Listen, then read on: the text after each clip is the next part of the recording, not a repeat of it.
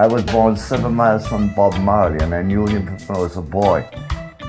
And I grew up listening to Calypso and Mento. And when I heard Jim singing, I had goosebumps. I was totally blown away. Jim has done a wonderful thing for the world. He has brought two cultures together in the most amazing way. Jim is easily one of the most, if not the most, profound and spiritual people I have ever met.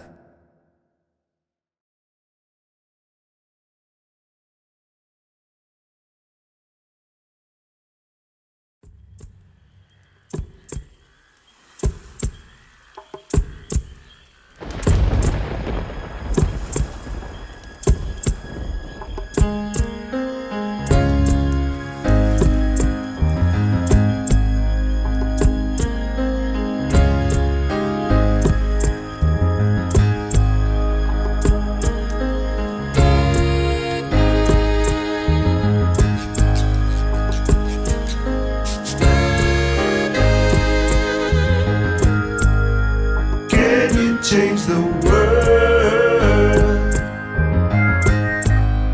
Can you make a difference? I was so visual, and I ate up landscapes, and I knew every blade of grass around within, a 5-mile radius of where I lived in Conception Bay. He had his final surgery, and he had to be told that he'd never see again. And I arranged for Uncle Bobby to be there with him, because Uncle Bobby was my friend. And he was there when they took the bandages off and told him he'd never see again. And Uncle Bobby was there and was encouraging him, and from that day onward, they had a beautiful friendship. Jimmy's in grade 4 at Long Ponds Public School and doing well. But with only 9% vision in his good eye, he won't be able to continue. Newfoundland has no school for the blind, so in January, Jimmy will have to leave home and go to the nearest school in Halifax. He was very stoic about it, but his heart was broken. I know his heart was broken.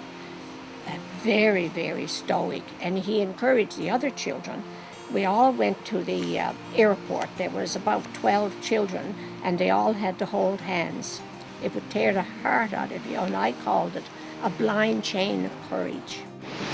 Maybe there's other children watching Uncle Bobby and I on the beach, and if you are losing your sight, or you have bad sight, and you have to go somewhere, don't be scared. Please don't be frightened, because although you might not be in Newfoundland, you might be in Alberta, Toronto, British Columbia, anywhere. What I have to say is, just because you're losing your sight doesn't mean you can't do anything. What are you going to do when you grow up? Oh, I'm going to be a writer. You are going to be a writer. I heard that you were going to be a writer. No coming Messiah, no worldly power from above could ever relieve us. No prophesied failure will take us from who and what we love. You'd better believe us. It was quite an institution. The physical layout of the building was well thought out for blind and visually impaired students.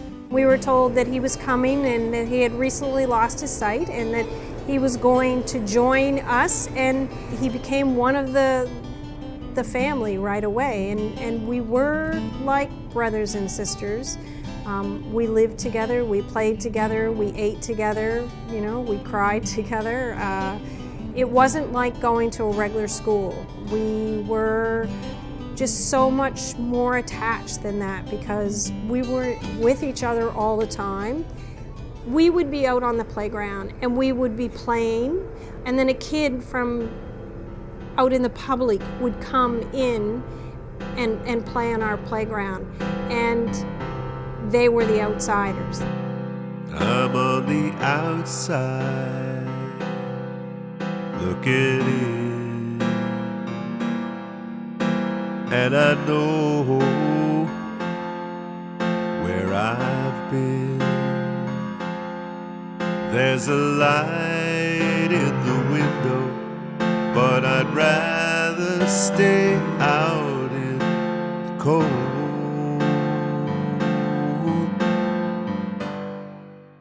Jim was sort of, I guess, a mentor because we all felt that he was more advanced than the rest of us. He was kind of a teacher and director, and I played bass with him. He played all the other instruments.